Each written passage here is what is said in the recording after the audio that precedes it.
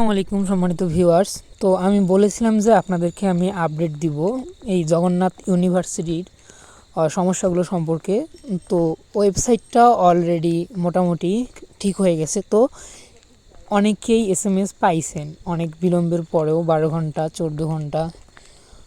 So যারা যারা এখনও এসএমএস পাননি তারা একবার করে ফরগেট পাসওয়ার্ড করতে পারেন। তো ফরগেট পাসওয়ার্ড আশা করি সবার জানা আছে, না হলেও এই যে এখানে ফরগেট পাসওয়ার্ড লেখা আছে অ্যাপ্লিক্যান্ট লগ ইন থেকে, তারপর ফরগেট এখানে এই পেজটা আসবে, এখান থেকে ফরগেট পাসওয়ার্ড যাবেন।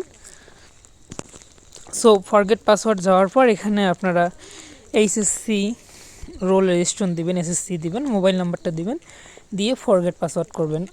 আর মোবাইল নাম্বার যাদের ভুল হয়েছে তো তাদের জন্য আগের ভিডিওতে নির্দেশনা দেওয়া আছে, তো আপনারা ওই ভিডিওটা দেখলে আপনাদের মোবাইল নাম্বার ভুলের প্রবলেমটা আপনারা সলভ করতে পারবেন।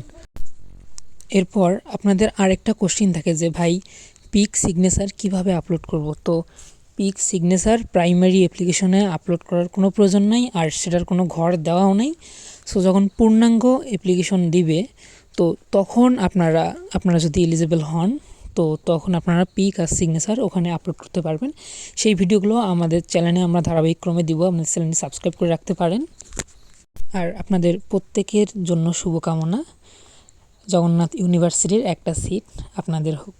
ধন্যবাদ সবাইকে।